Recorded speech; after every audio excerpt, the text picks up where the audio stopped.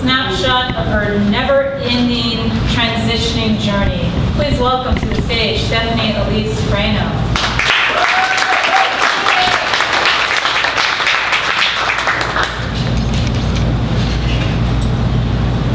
Brand new glasses.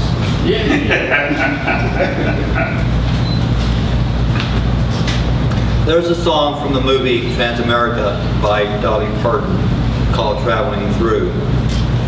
The lyrics to the song goes, "Where I can tell you where I'm going, I'm not sure of where I've been, but I know I must be traveling till my road comes to an end. I'm out here on my journey trying to make the most of it. I'm a puzzle. I must figure out where all the pieces fit."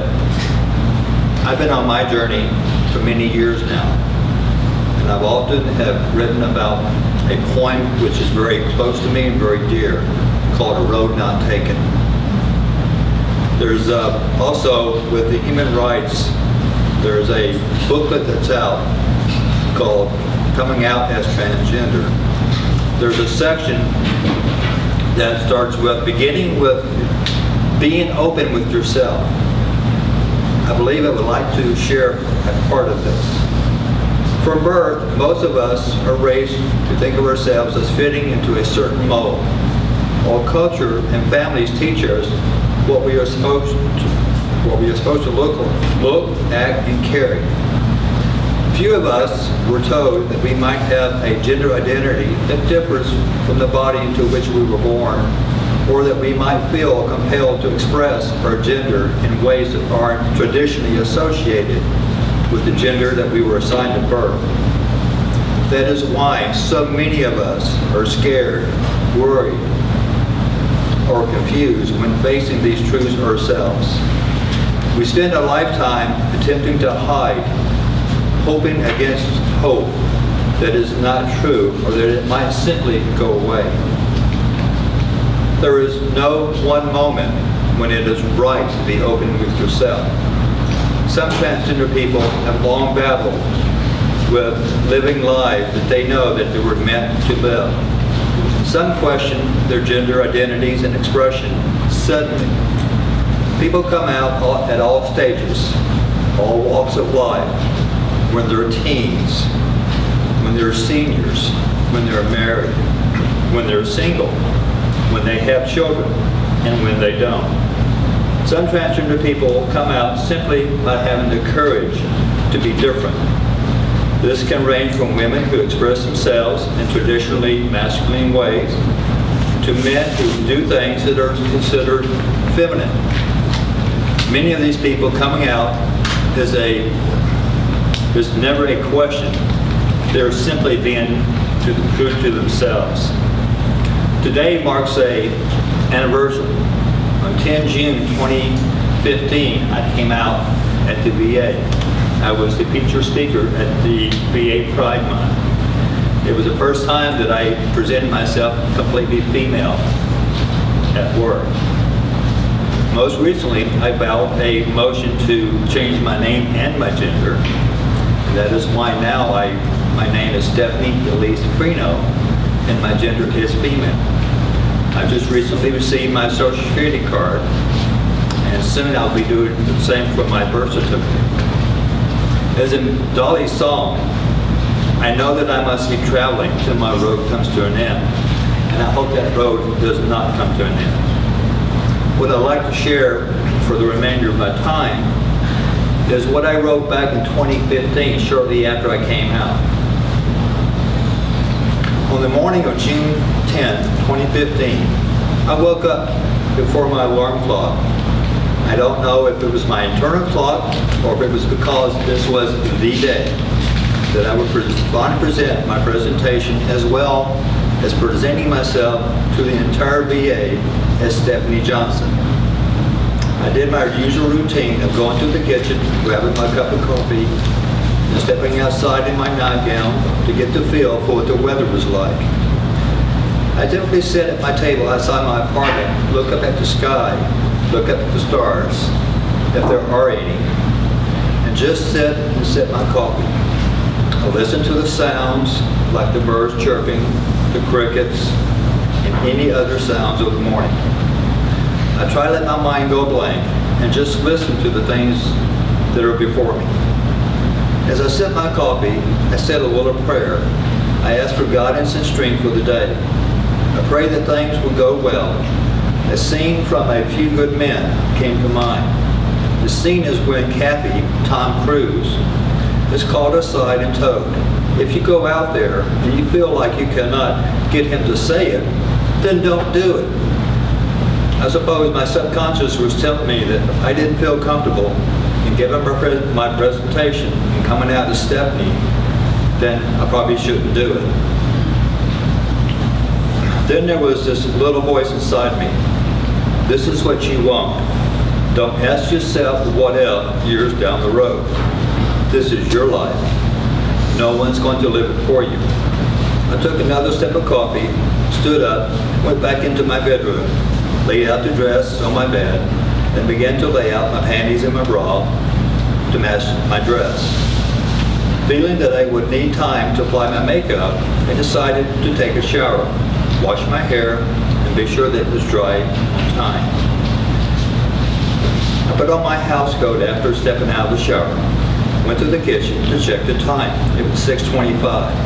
I grabbed another cup of coffee, sat down on the couch and turned on the TV to catch the Weather Channel. As I sipped and watched, I began to think about the days and weeks ahead that I will have to go to work and have my routine down from this point on. Each morning I will have to apply my makeup as perfectly as I can. And from this moment on, I am a female. This is another step toward my journey. I returned to my bedroom, held out the dress above my outstretched arms, and let the dress fall into place. I took a look in the full-length mirror. Who I was now was a female, a girl, a woman named Stephanie Michelle Johnson. I felt happy inside as I looked at myself. I then went to my bathroom, laid out my makeup, and began to apply. As I applied, I could see the female I was, or I am, inside. I know that there is still much work to do. I'm looking forward as the days ahead come. I have to remember to enjoy each day and not to get worked up about the future. I have to apply my makeup, put on my high heels, grab my purse, my lunch bag, and my tote bag containing my presentation, stepped outside on my way to my car. I arrived at work, parked, applied some pink lipstick, got out of my car, went to the back to retrieve my bags. Then I thought, this is it. I'm about to walk up the sidewalk for the first time wearing a dress to work. As I crossed the street, there were several people making their way to the entrance. I waited for someone to say something to me. As I got closer to the door, I heard a female say, "What a pretty dress." I turned around to acknowledge and to say thank you. When I went into the call center, I was greeted by two of my female coworkers and by two of my male coworkers. I took a few calls, and then a few minutes before 9 a.m., I went to the conference room. The room was decorated. There was a podium on the right side. I felt right away that I did not want to stand behind the podium. When I was instructing, my lectures were always done in front of the classroom, not behind the podium. I had to do something of a dry run that I had done many times.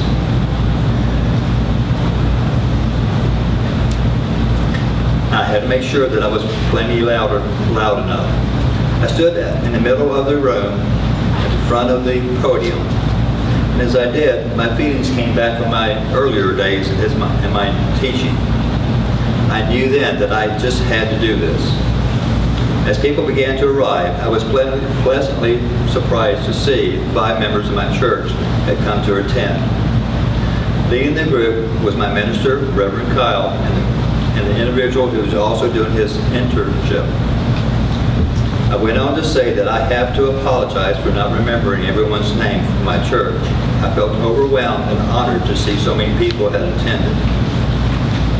Each of them took a seat in the front row. I felt In the event that I froze or would lose it, all I would have to do is look at them and then continue.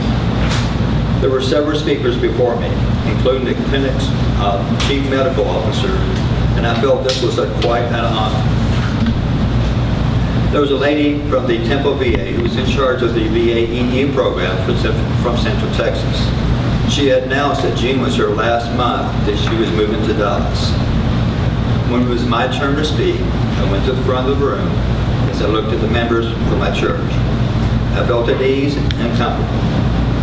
And I did shock everyone in the room as I did something that I used to do. I gave them a brief warning as I would start my classes.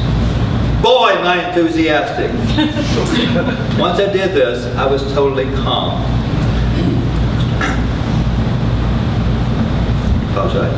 After my presentation, several came up to me and said to me that I was a good speaker and my presentation was great. There was a trans man veteran who stood up and said, "Stephanie, your presentation was right on."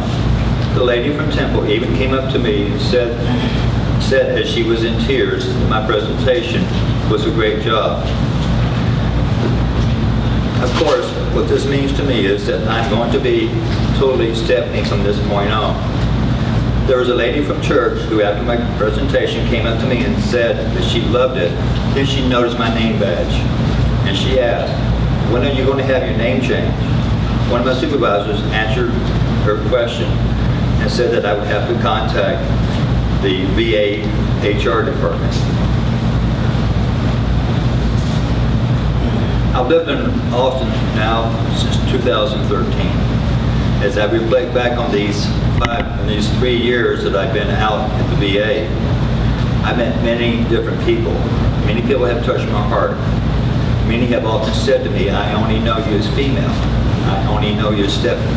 I'm deeply honored and humbled at these words. I want to thank all of you for thinking of me as female and to be knowing me as Stephanie. Ladies and gentlemen, now I hope you get to know me as Stephanie Elise Freno.